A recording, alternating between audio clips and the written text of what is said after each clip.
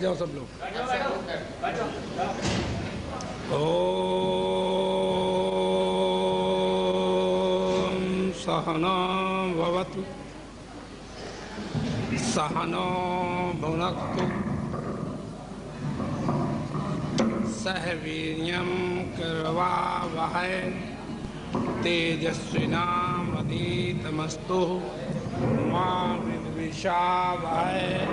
प्रेम से बोलो सच्चिदानंद भगवान की, बोलो कृष्ण बलदेव की, बोलो रामचंद्र महाराज की, बोलो सनातन धर्म की।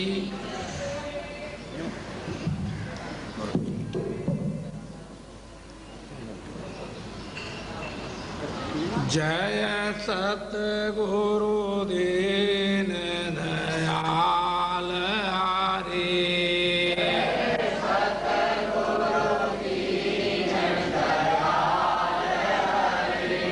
जिन्हने भव सागर पार करे,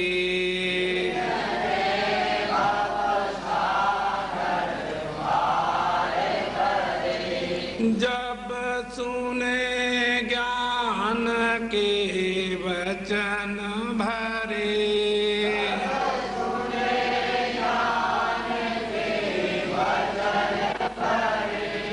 दुख देने वाले कष्ट टले,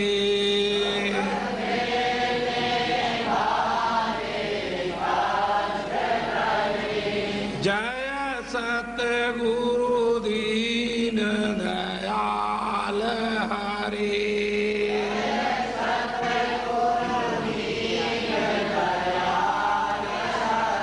प्रेम से बोलो सच्चिदानंद भगवान की।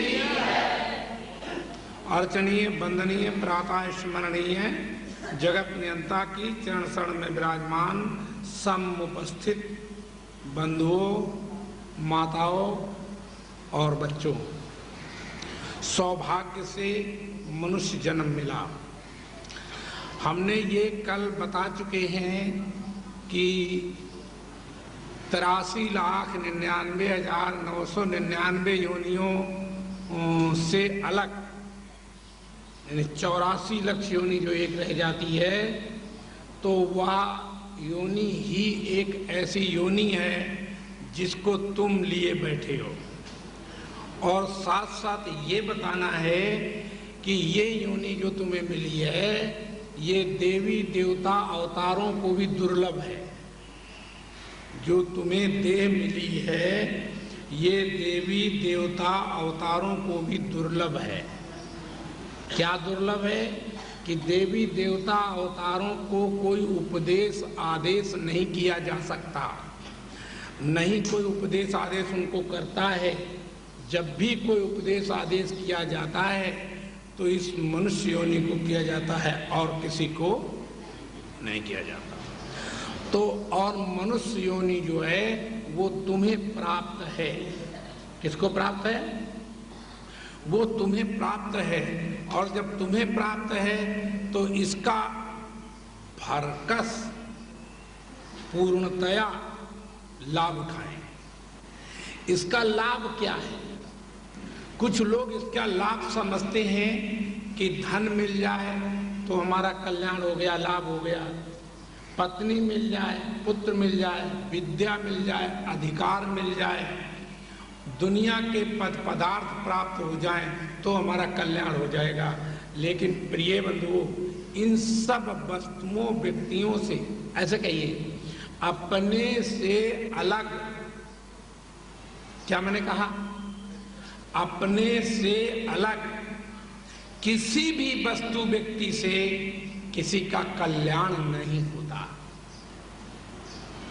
अपने से अलग, चाहे कोई राम हो अथवा श्याम हो अथवा अल्लाह हो अथवा गॉड हो अथवा ईश्वर हो अथवा कोई आत्मा परमात्मा हो, अगर कोई तुमसे अलग है तो उसके मिलने से कल्याण नहीं होता। पूछा जाए क्यों नहीं होता?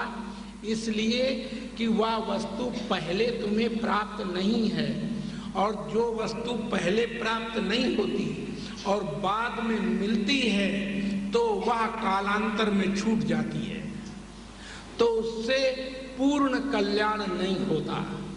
कल्याण तो यूं जैसे कोई भूखा हो, रोटी दे दो तो उसका ऐसा लगता है थोड़ी देर के लिए कि मेरा कल्याण हो गया, लेकिन कल्याण नहीं होता। 6 घंटे 5 घंटे के बाद फिर से भूख लगती है, तो इसलिए वो कल्याण नहीं। कल्याण उसे कहते हैं जहां पर पाना खोना, यानी कुछ पाने की इच्छा और कुछ खोने की इच्छा न रहे, उस जगह का नाम कल्याण है।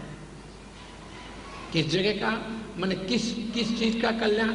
माने मनुष्य जीवन का जो कल्याण है वह किसे कहते हैं? जहां हमें कुछ पाना और खोना शेष न रहे, न तो कुछ छोड़ना शेष रहे और ना ही कुछ पकड़ना शेष रहे, तो उसको कल्याण कहते हैं।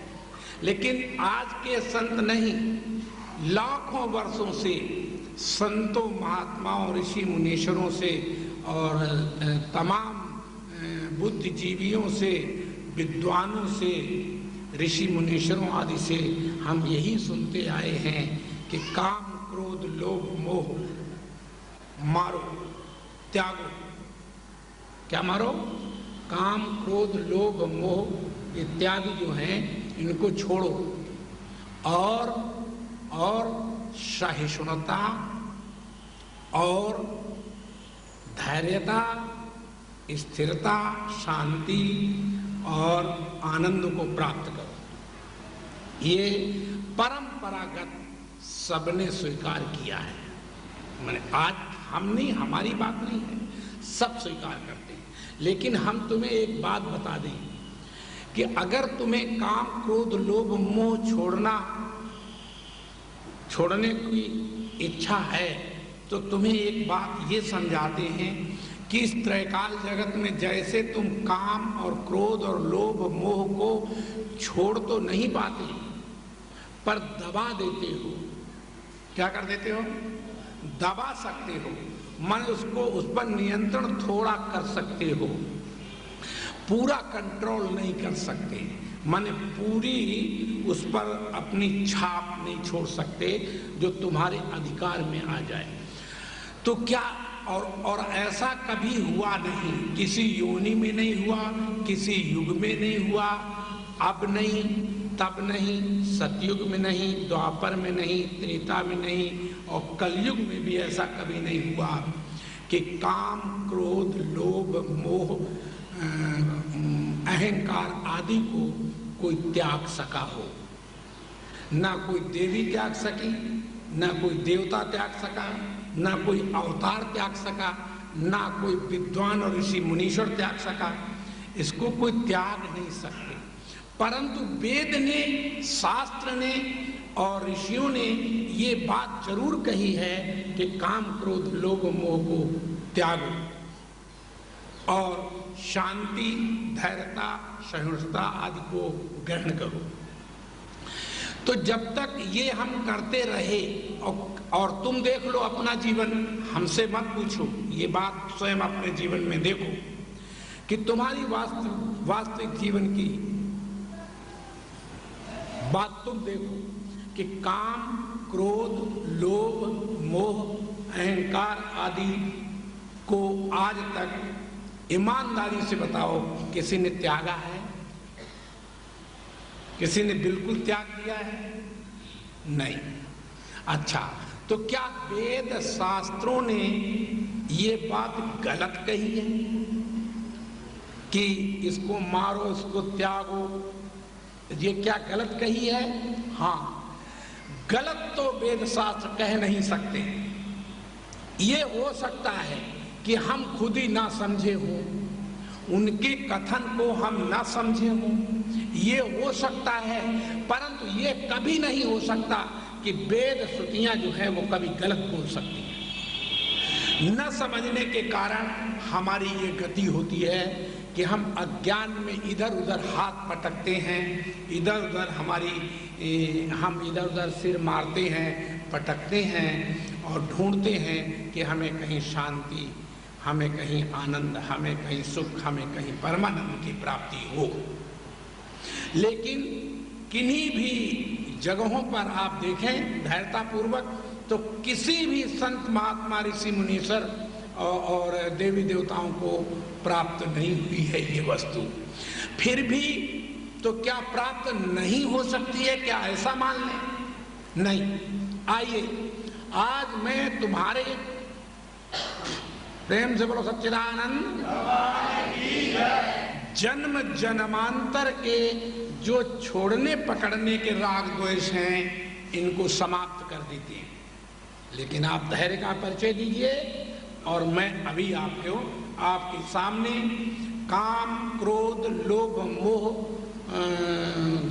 क्रोध इत्यादि को जड़ से समाप्त कर देते हैं, जैसे कि ऋषियों ने कहा है, जिस प्रकार से ऋषियों ने कहने की चेष्टा की है।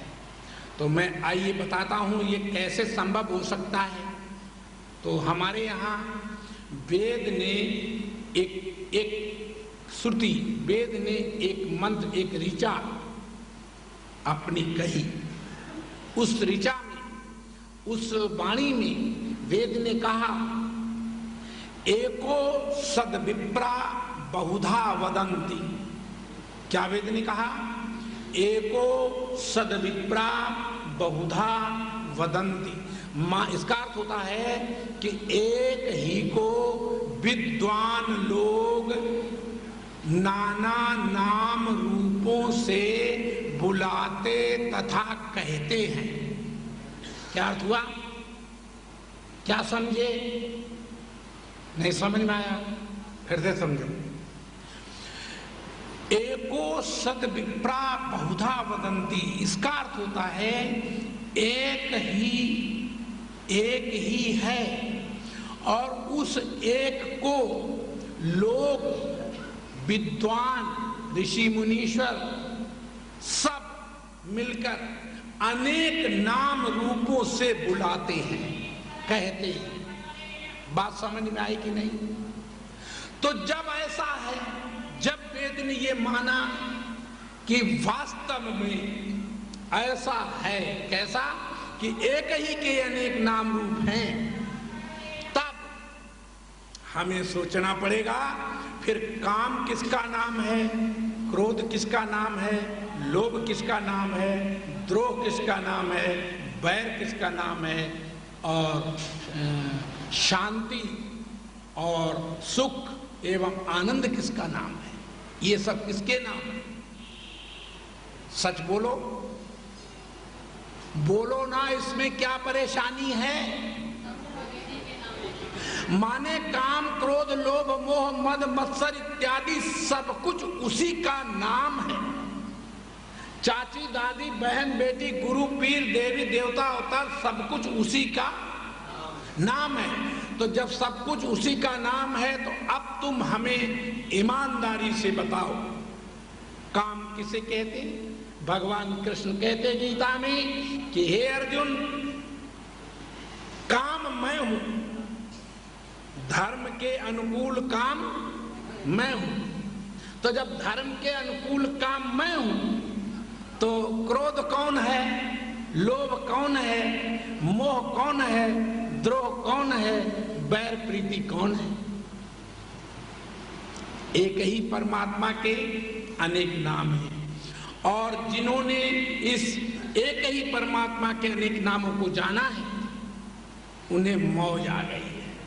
माने उनका राग, द्वेष, काम, क्रोध, लोभ, मोह जड़ से नष्ट हो गया है, क्योंकि इसमें कोई संशय नहीं है कि काम कोई वस्तु है, लोभ कोई वस्तु है। तो ये बात भी हम तुम्हें समझाने की चेष्टा कर दें तो तुम्हें समझ आ जाएगी। क्या तुम ये बात जानते हो कि नहीं कि इस दुनिया में हर किसी वस्तु की किसी ना किसी व्यक्ति को आवश्यकता पड़ती है। दुनिया में ऐसी कोई वस्तु नहीं है कि जिसमें तीन वस्तुएं न पाई जाती हों। अस्ति माने है, माने सत्य। अस्ति माने क्या हुआ? है। है माने सत्य, और भाति माने चेतन, भाति माने चेतन, और प्रिय माने आनंद स्वरूप, प्रिय माने आनंद स्वरूप। तो अस्ति भांति प्रिय, ये तीन चीजें हर वस्तु व्यक्ति में मिलती हैं, पाई जाती हैं। जो गंधी से गंधी वस्तु हुआ करती है, शायद आप जानते ही होंगे, तो गंधी से गंधी वस्तु भी सूअर को प्यारी होती है, किसी ना किसी को प्यारी। जहां सुई का काम है वहां तलवार काम नहीं कर सकती, वहां सुई ही प्यारी लगती है। तो जहां पर जिसका काम है वहां पर वही चीज प्रिय और प्यारी लगती है। तो जब आप समझ गए होंगे कि दुनिया में जब ऐसा है कि सब चीज प्यारी है, किसी ना किसी को प्यारी है, तो जो हमारे और तुम्हारे और जगत में जो प्रियता, जगत में जो स्थिरता, जगत में जो एकता, या हम किसी से मिलना चाहते हैं, किसी को देखना चाहते हैं, किसी को समझना चाहते हैं, किसी को जानना चाहते हैं, इसका क्या अभिप्राय है? इसका क्या अभिप्राय है? माने हम सबकी बात सुनना चाहते हैं, सबको देखना चाहते हैं, सबको समझना चाहते हैं, और यहाँ तक सबसे हम चाहते हैं कि हमारा ध्यान रखना। क्या रखना? हमारा ध्यान रखना, हमारे मकान का ध्यान रखना, हमारी वस्तु व्यक्ति का ध्यान रखना, ये सब ध्यान भी हम मांग रहे हैं। इसका कारण क्या है, बता सकते हो? अर्थात नहीं कि बता सकते? हाँ बोलो। अच्छा, लेकिन प्रिय आदमी, प्रिय बंधुओं, स्वार्थ क्या है? तुम स्वार्थ किसे कहते हो? स्वार्थ साच जीव काए मन क्रम बचन राम पद नेहा। स्वार्थ के विषय में तो तुलसीदास ने लिखा कि स्वार्थ तो सत्य यह है कि मन क्रम वचन से परमात्मा एक को जाना जाए, बस, और कुछ नहीं, और कोई स्वार्थ नहीं। तो समझना यह है कि हर वस्तु, हर व्यक्ति, हर नाम रूप के अंदर एक ही वस्तु जो यत्र तत्र सर्वत्र है, जिसके सब अनेक नाम रूप हैं, उसी वही वस्तु सब रूपों में विद्यमान है। तो मेरे में भी वही विद्यमान है और तुम्हारे और सब में वही विद्यमान है। तो वो जो वस्तु है वह मेरी वस्तु तुम्हारे में है, वस्तु व्यक्तियों में है। इसलिए हम हर वस्तु से मिलना चाहते हैं कि चूंकि वो हम ही हैं, वो और कोई दूसरा। तो बोलो, जब तुम किससे मिलना चाहते हो तो तुम्हें लगता होगा शायद वो कोई दूसरी वस्तु होगी, कोई ऐसी जगह होगी कि जिसके लिए हम भाग रहे हैं। इसीलिए ऋषि महात्माओं ने एक बात कही है, इसीलिए ऋषियों ने ये बात कही है कि मनक्रम वचन से जो परमात्मा को जान लेता है वह इस जीवन में आकर कृत्य धन्य हो जाता है। क्या हो जाता है? कृत्य धन्य हो जाता है। और जो धन्य हो जाता है तो उसका क्या अर्थ होता है कि अक्षय शांति को प्राप्त होता है। अक्षय शांति प्राप्त करने का अभी अभी हमने तुम्हें एक सिद्धांत बताया कि अक्षय शांति कैसे प्राप्त होती है। तो मैंने तुम्हें बताया कि अक्षय शांति जो है तभी प्राप्त होगी जब सब नाम रूप उस एक परमात्मा के जान सकोगे। अब अगर तुमने गलती की कि अल्लाह को और जाना, गॉड को और जाना, ईश्वर को और जाना, आत्मा परमात्मा को और जाना और जीव को और जाना, तो याद कर लेना। तो क्या करना? याद कर लेना। तुम अशांत रहोगे, व्यसनी रहोगे, कामी रहोगे संसार में। तुम परमात्मा तक नहीं पहुंच पाओगे, शांति प्राप्त नहीं कर सकते। शांति प्राप्त तभी हुआ करती है आइए हम आज शांति प्राप्ति के लिए तुम्हें एक शब्द बता दें। प्रेम से बोलो सच्चिदानंद। शांति परमानंद कोई देवी नहीं दे सकती, कोई देवता नहीं दे सकता, कोई गुरु पीर नहीं दे सकता, कोई तुमसे अलग व्यक्ति नहीं दे सकता। अगर शांति चाहिए हो, आनंद चाहिए हो किसी को, तो उसके लिए क्या करना पड़ता है? उसके लिए एक वस्तु करनी पड़ती है। क्या? और तुम देख लो कि 24 घंटे हर आदमी कर रहा है, मन रास्ता वही चल रहा है, रास्ता उसकी दूसरी नहीं है, लेकिन वो जानता नहीं, अज्ञान में यात्रा कर रहा है। और जब अज्ञान में यात्रा करेगा या अज्ञान में तलवार चलाएगा तो हो सकता है वो अपने को ही काट ले, अपने वालों को ही काट डाले, ये हो सकता है। इसलिए जब भी तलवार चलाई जाए तब एक हाथ में रोशनी होनी चाहिए और दूसरे हाथ में तलवार। बोलो, और कहीं अंधेरे में तलवार चली तो अपने को ही काट सकते हो। इसलिए मैं तुमसे ये बात कह रहा था कि इस संसार में आए हो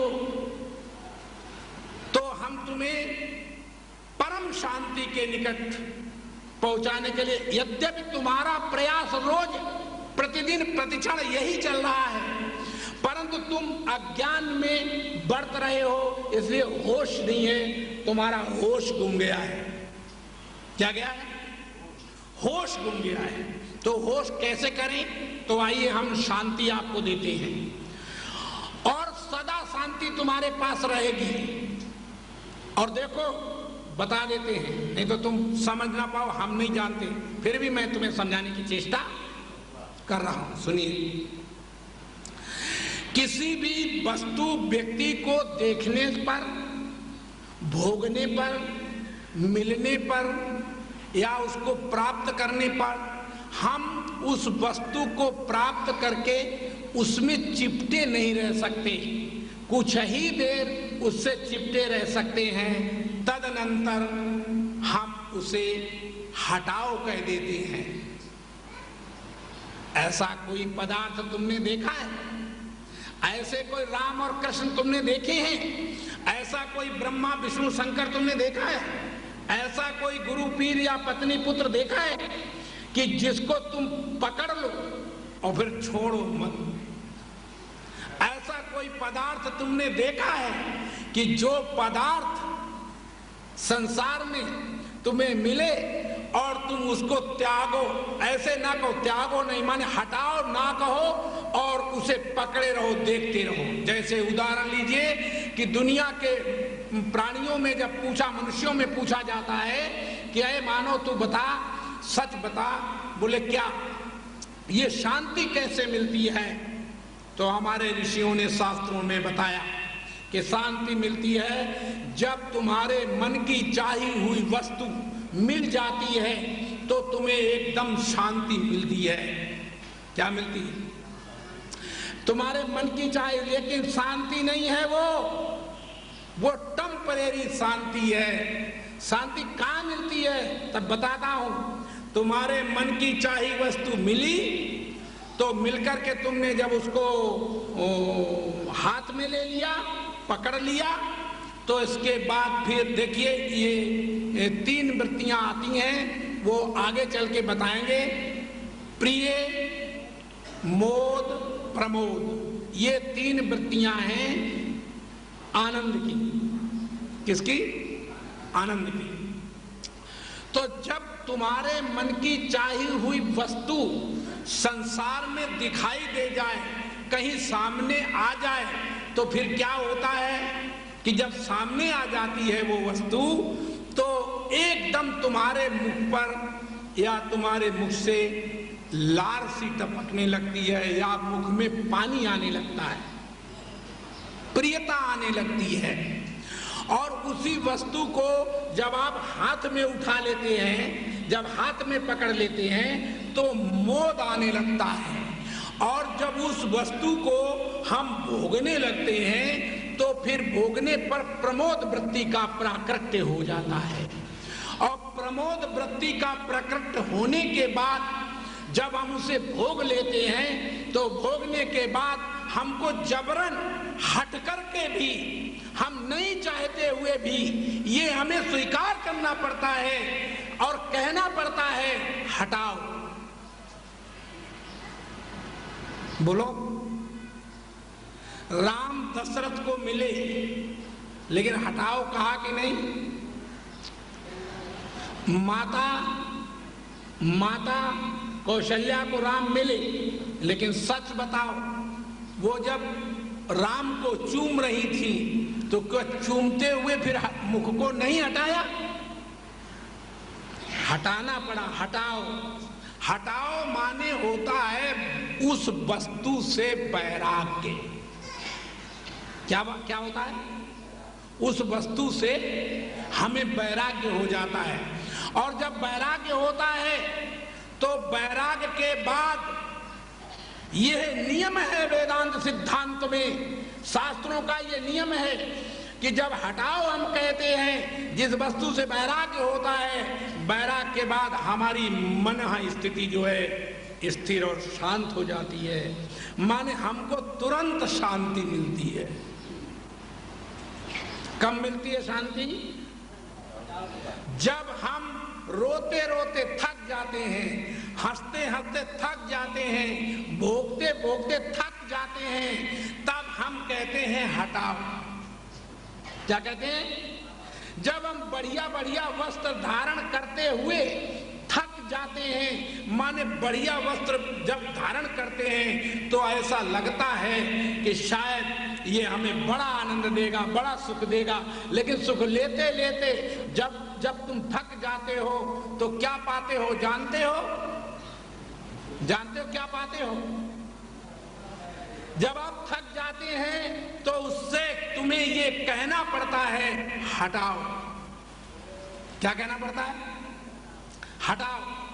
तो जब तुम हटाओ कहते हो तो हटाओ कहने के तुरंत बाद ये वास्तविक नियम है कि हटाओ कहने के बाद तुरंत वह वस्तु, कौन वस्तु? जिसकी तुम्हें हर जन्म में तलाश थी, वह वस्तु तुम्हारे सामने आ जाती है। मान जिसका नाम है शांति, शांति, शांति। कौन वस्तु आती है? शांति। कोई देवी देवता अवतार नहीं दे सकते, शांति कोई पद पदार्थ नहीं दे सकता। शांति देता है हटाओ शब्द। हटाओ माने वैराग्य, हटाओ माने वैराग्य। और जब हटाओ कहते हो तो आता है वैराग्य, और वैराग्य के आने के बाद आती है स्वयं शांति, जो अपने पास है पहले ही, परंतु हम उसे जानते नहीं। तो जब हटाओ कहने शांति प्रकट हुई तो इसके बाद क्या होता है कि जो हमारा अपना आपा तुम्हारे से और हमारे और सब में एक सा व्याप्त है, जैसे चाची, दादी, बहन, बेटी, अम्मा इत्यादि एक ही स्त्री के ये नाम है कि अनेक स्त्रियों के नाम है। एक ही स्त्री के नाम चाची, दादी, बहन, बेटी, गुरु भी, गुराइन भी बन जाती, गुरु भी बन जाती। सब ये नाम किसके हैं? एक ही के हैं। तो जब भी हमने कोई नाम बुलाया तो उसी एक को बुलाया, तो वो जो एक है वो मेरे अंदर से लेकर तुम्हारे अंदर तक सारे विश्व में परिपूर्ण है। क्या है? सारे विश्व में परिपूर्ण है। तो जब सारे विश्व में परिपूर्ण है तो केवल वही एक वस्तु है जो सबसे ज्यादा प्यारी, सबको प्यारी, सब जगह प्यारी है। उसी वस्तु के कारण हम किसी पत्नी की ओर, पुत्र की ओर, किसी स्त्री, लड़के, बच्चों की ओर, किसी पद पदार्थ की ओर खिंचते चले जाते हैं। तो उसका कारण ये नहीं है कि तुम रूपवान हो, सौंदर्यवान हो, गुणवान हो, धनवान हो, विद्वान हो, इसलिए हम खींच रहे हैं तुम्हारी तरफ। ये इसका कारण नहीं है। इसका कारण है कि हमारा जो अपना, हमारे अंदर से लेके तुम्हारे अंदर तक जो विद्यमान है वो सब में विद्यमान है।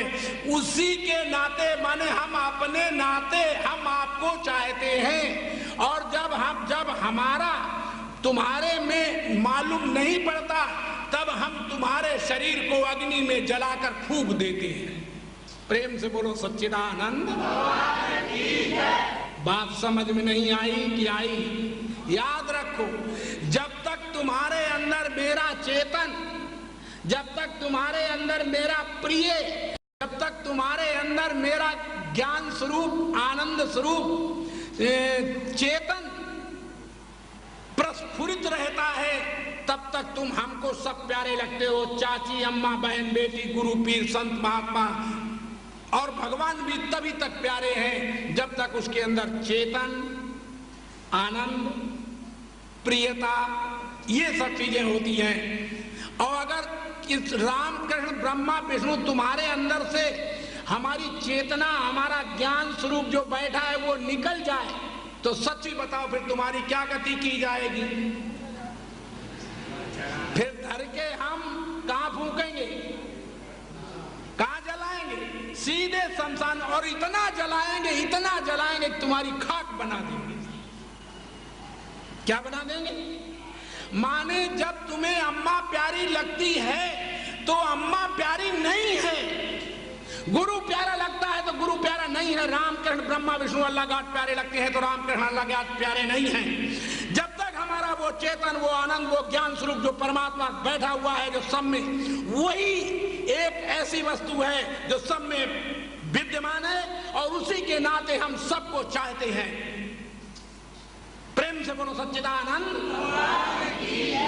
हम किसी पत्नी, पुत्र और धन, मकान, दुकान के नाते जगत को नहीं चाहते।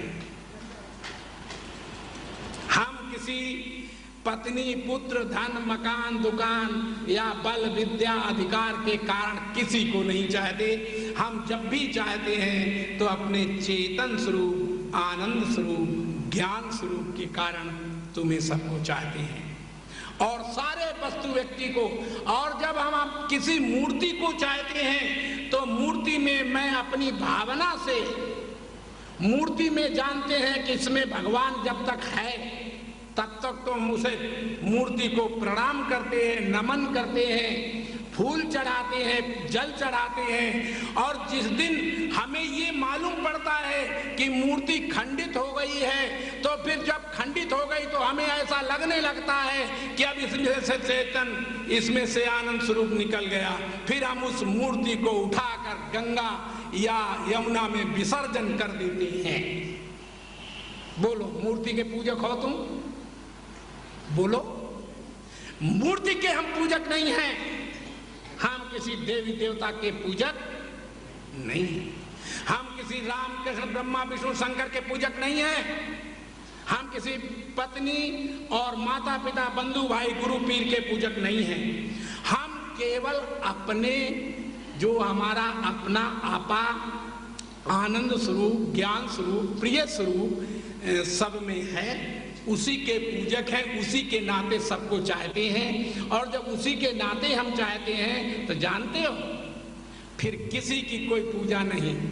प्रिय बंधुओं, आज मैं तुम्हारे सामने अपने सत्र का दूसरा दिन और पहली मीटिंग है हमारी। और ये दूसरे जो पहली मीटिंग है, इस मीटिंग के अंदर हम आज आपके सामने सनातन सिद्धांत रख देते हैं। कौन सा सिद्धांत रखते हैं? सनातन सिद्धांत, ताकि तुम लोग ये जान सको कि ये सनातन क्या है। सनातन कहते हैं जो आदि से चला आ रहा मार्ग, धर्म, उसका क्या नाम है? सनातन है। और जरा गौर करके देखेंगे तो आप समझ जाएंगे। अभी अभी हाल की बातें तुम्हें थोड़े दिन से समझा रहा हूं कि 2500 वर्ष समकक्ष जैन और बौद्ध ये दो मत प्रकट हुए। उससे पहले कि दुनिया में एक भी जैनी और एक भी बौद्ध नहीं था।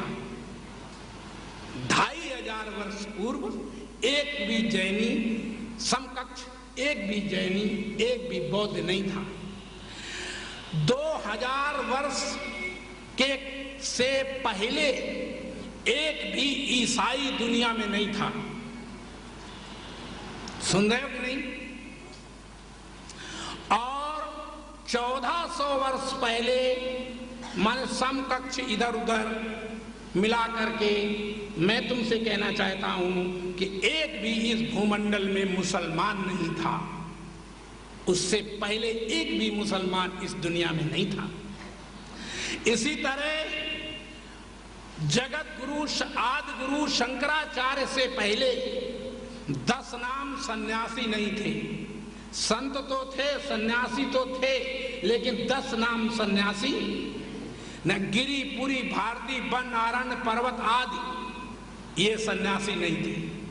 सन्यासी तो थे परंतु ये 10 प्रकार के सन्यासी नहीं थे।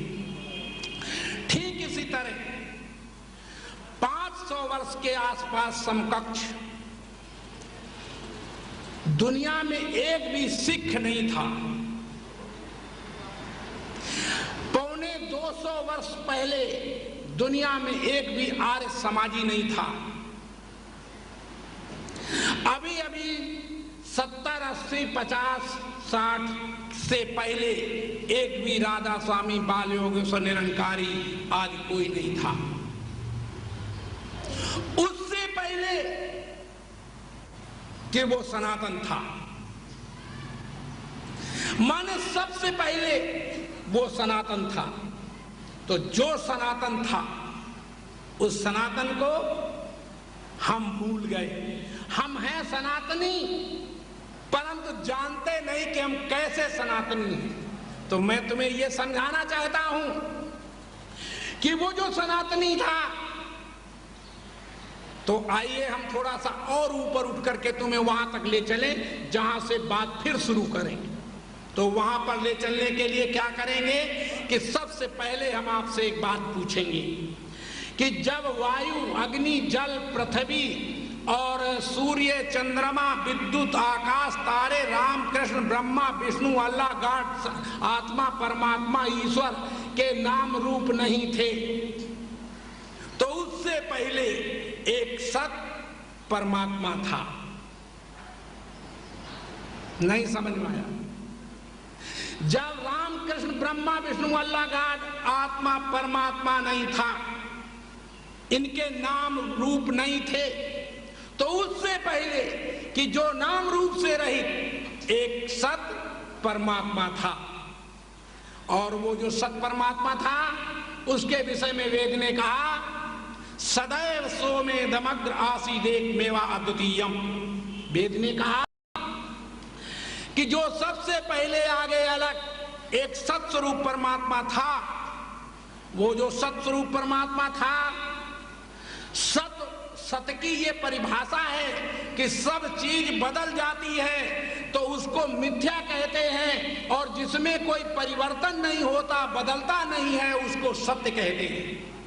तो सत्स्वरूप परमात्मा सबसे पहले नाम रूप से पहले था। और जब ये सृष्टि में नाम रूप फिर नहीं रहेगा, कौन नहीं रहेगा?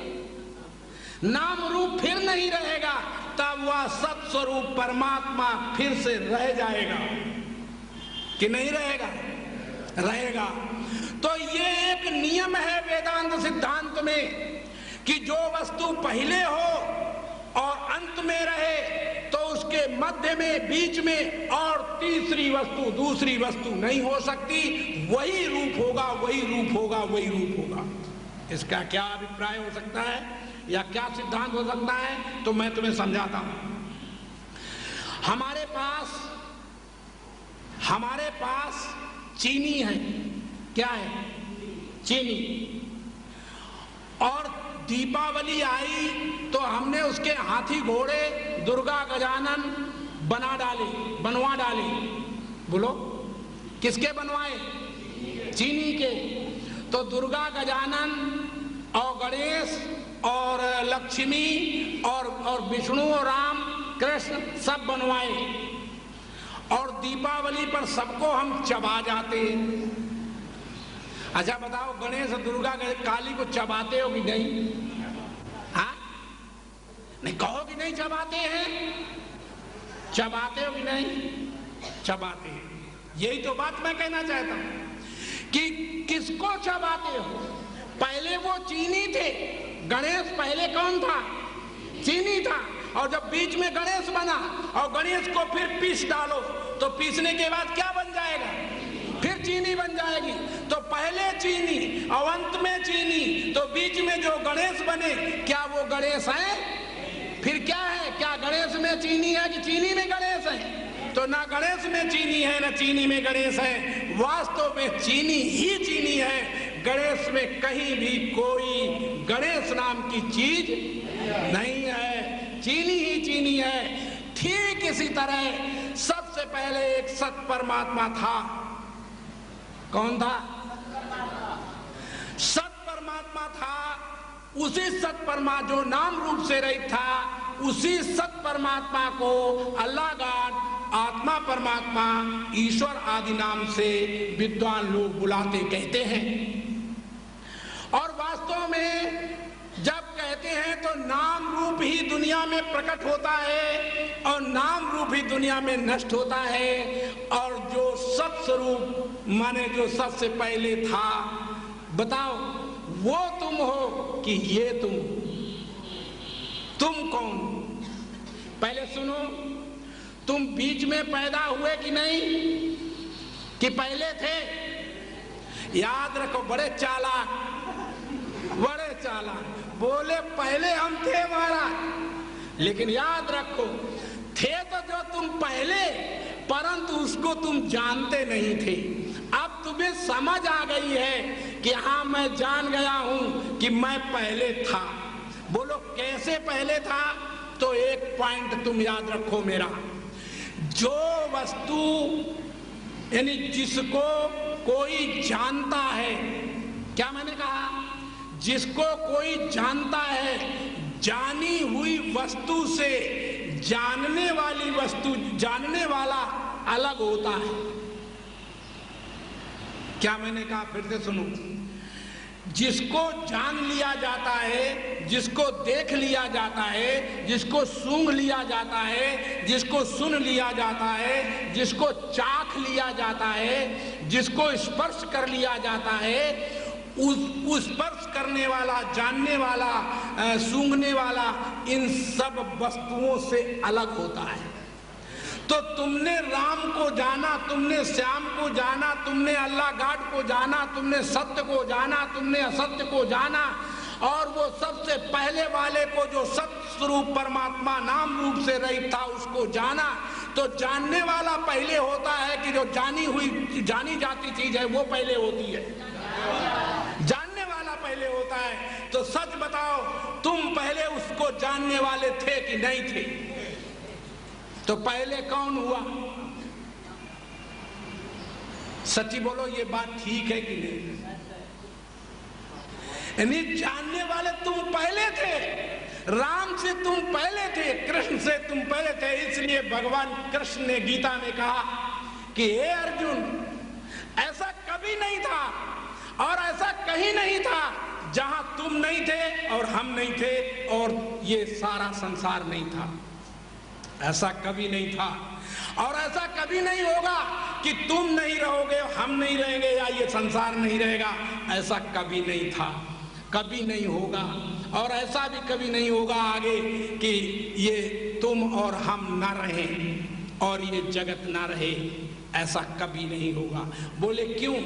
बोले सच बात अर्जुन ये है कि नाम रूप की भ्रांति हमारे दिमाग में आ गई है और नाम रूप को पकड़ करके आज लोग पार कराना चाहते हैं तुम्हें, इस विश्व से, धराधाम से, इस माया से परे करना चाहते हैं। कहते नाम को पकड़ लो तुम पार हो जाओगे।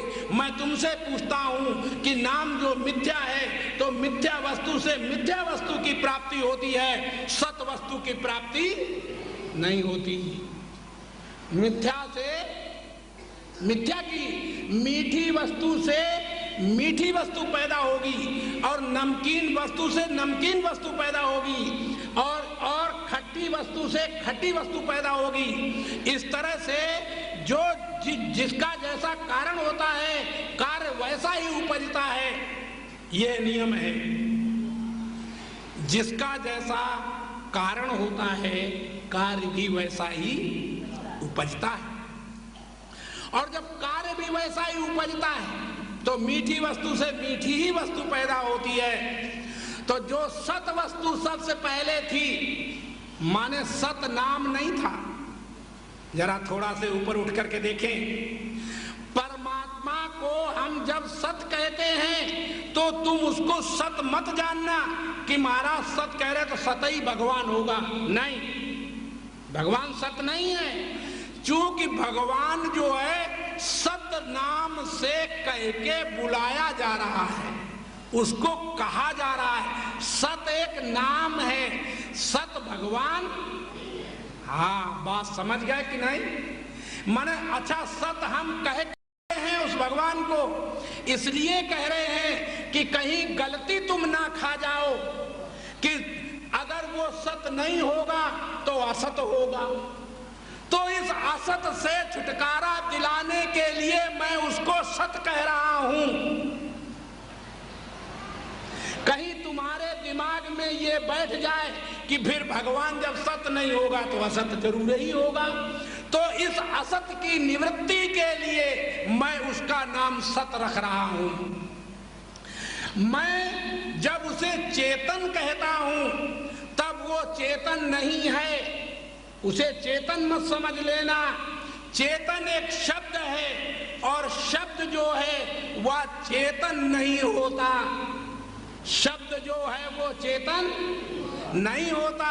तो फिर उस परमात्मा को आप चेतन क्यों कह रहे हैं? हम चेतन इसलिए कह रहे हैं कहीं तुम उसको सत नहीं होगा तो जड़ होगा।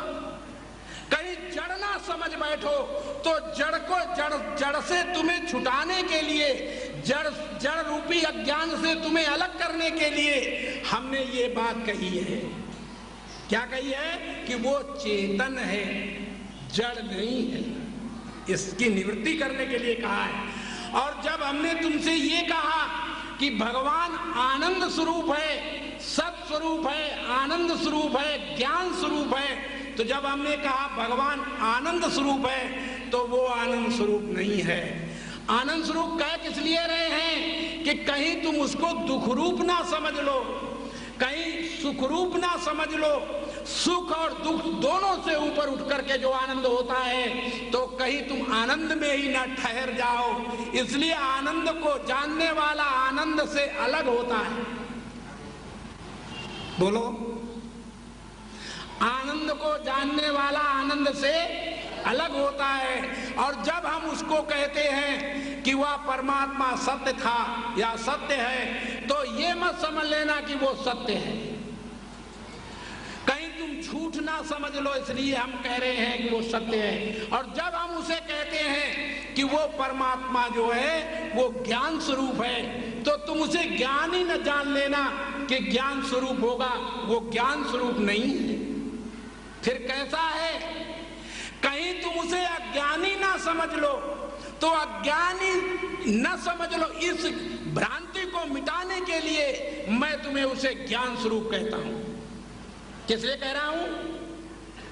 कि ये भ्रांति तुम्हारी टूट जाए कि वो कहीं अज्ञानी ना हो। तो अज्ञानी से छुटाने के लिए हम उसे ज्ञान स्वरूप कह रहे हैं।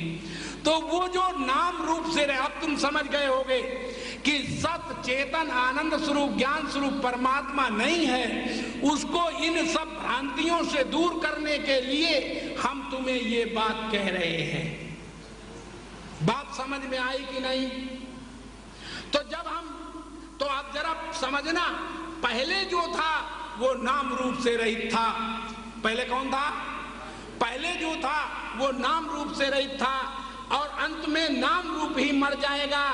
और मध्य में जो अब तुम दिख रहे हो, तो सच बताओ, गहरी निद्रा में जब तुम सोते हो, बोलो, गहरी निद्रा में जब तुम सोते हो तो ईमानदारी से हमको बताओ, तुम्हें कोई ये बोध होता है कि मैं ब्राह्मण हूं, मैं क्षत्रिय हूं, मैं शूद्र हूं, मैं स्त्री हूं, मैं चाची दादी बहन बेटी हूं, मैं गुरु पीर हूं, मैं राम कृष्ण हूं, मैं ब्रह्मा विष्णु हूं? क्या किसी को गहरी निद्रा में ये बोध होता है? होता है? अच्छा, ऐसे समय में क्या हाथी और शेर चीते आदि को ये बोध होता है, रहता है कि मैं शेर हूं, मैं हाथी हूं, मैं घोड़ा हूं? रहता है? नहीं, किसी को नहीं रहता। तो ऐसे अवस्था में जब हम सो जाते हैं तब हम सब एक ही कैटेगरी में आ जाते हैं, एक ही स्थिति में आ जाते हैं। बात समझ में आया कि नहीं? ना वहां कोई राम होता है, ना वहां कोई कृष्ण होता है, ना वहां कोई अल्लाह गाड होता है, ना कोई ईश्वर अवतार होता है, ना वहां कोई स्त्री पुरुष चाची दादी गुरु पीर संत महात्मा होता है। फिर वहां सब रूप एक रूप होते हैं। कौन रूप होते हैं?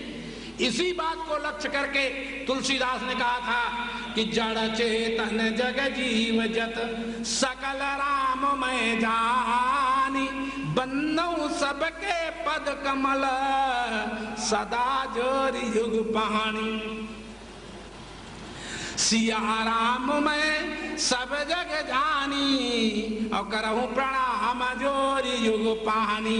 जोरि युग पानी जहां ऐसे कहा जाता है कि ये जो हाथ हैं इनमें 5-5 उंगलियां हैं और जब हम दोनों को मिला देते हैं तब एक बन जाता है कि नहीं? बोलो। ऐसे ही सारे ब्रह्मांड को जोड़ करके मिला करके देखो कि एक ही परमात्मा है और दूसरा है ही, तब तुम कौन हुए? तब तुम ब्राह्मण क्षत्रिय वैश्य शूद्र स्त्री पुरुष कौन हुए? कहां से आए? तुमने केवल अपने आप को गलती से ये स्वीकार कर लिया है कि मैं ब्राह्मण क्षत्रिय वैश्य शूद्र हूं। और इस ब्राह्मण क्षत्रिय वैश्य शूद्र को मानने मात्र से ऐसा कहा गया है, श्रुति भगवती वेद ने कहा है कि वर्णाश्रमाभिमानेन दासो भवे नरा, वर्णाश्रम विहीनो ही वर्तते श्रुति मूर्धनि। क्या कहा वेद ने? वर्णाश्रमाभिमानेन दासो भवे नरा, वर्णाश्रम विहीनो ही वर्तते श्रुति मूर्धनि।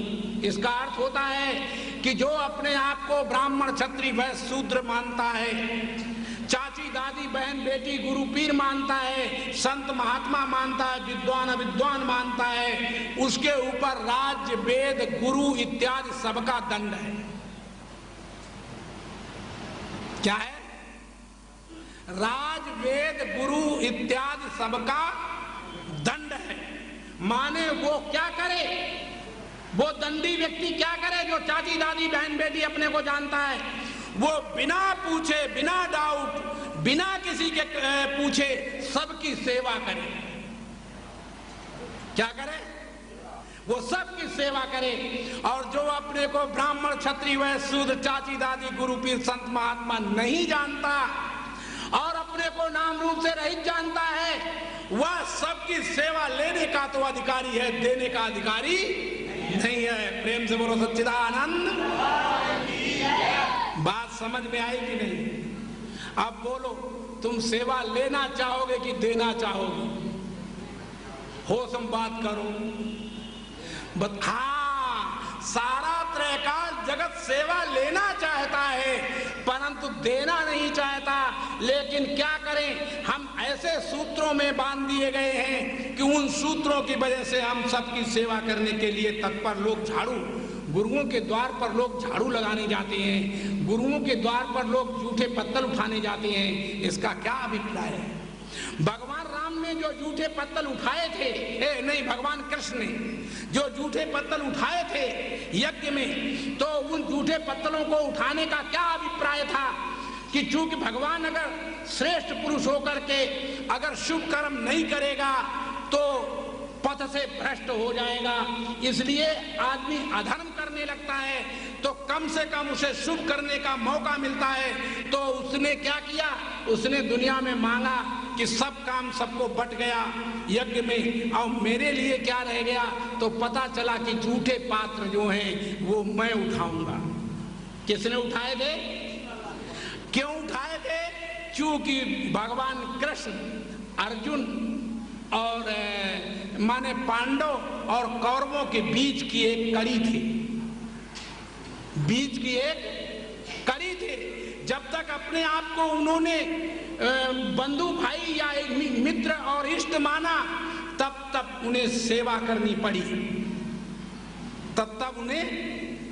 और जब वो अपने स्वरूप में आए तो उन्होंने डंके की चोट पर ये कह दिया सबसे जाकर कि अर्जुन, बोले क्या, सर्वमेव सर्व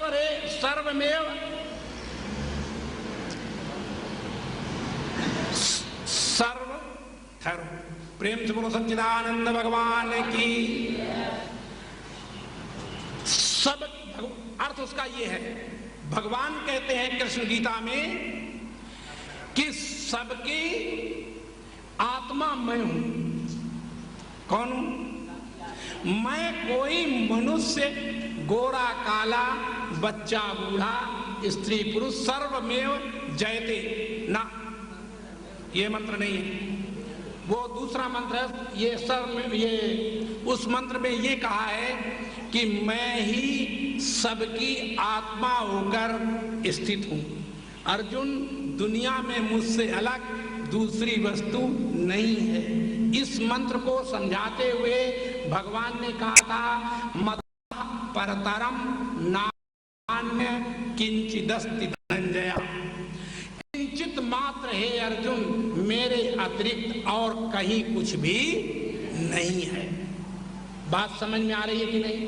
और कहीं कुछ भी नहीं है। मत्तः परतरम, किंचित मात्र, मेरे अतिरिक्त कहीं कुछ नहीं है। तो जब नहीं है तो फिर तुम कौन हुए? तो जब कृष्ण कृष्ण जपाया जाता है, जब कृष्ण कृष्ण कहलवाया जाता है तुमसे, तो इसका अर्थ क्या होता है? जब राम राम रटाया जाता है तुमसे, तब इसका अर्थ क्या होता है? जब हम तुमसे कहते हैं कि बहन जी राम राम, माता जी राम राम, भाई जी राम राम, तो जब हम राम राम कहते हैं, इसका अर्थ क्या होता है? कि मैं राम हूं और तुम राम हो। तो तुम तुरंत कहते हो, हाँ महाराज राम राम। मैंने कहा बहन जी राम राम, मैं राम हूं और तुम राम हो। और जब तुमने कहा हाँ महाराज राम राम, तो इसका मतलब मैं जान गई कि मैं राम हूं और तुम राम हो। लेकिन जीवन में कभी जाना? जीवन में जाना? जब हम कृष्ण कृष्ण कहते हैं तो उसका अर्थ ये होता है कि मैं कृष्ण हूं और तुम कृष्ण स्वरूप हो। ये नहीं है कि तुम स्त्री स्वरूप हो, वो दादी स्वरूप हो, बहन स्वरूप हो, गुरु स्वरूप हो, संत स्वरूप है। ये जगत का जो खेल है, ये जगत का खेल माया है और जगत का खेल है, ड्रामा है। हम जब अपनी सत्य वस्तु को जान लेंगे तो ये जगत ड्रामा हो जाता है, और जब सत्य वस्तु को जब तक हम नहीं जानते हैं तब तक ये संसार का खेल जो है वो ड्रामा हमें नहीं मालूम पड़ता। जैसे उदाहरण लीजिए, ड्रामा कब मालूम होगा?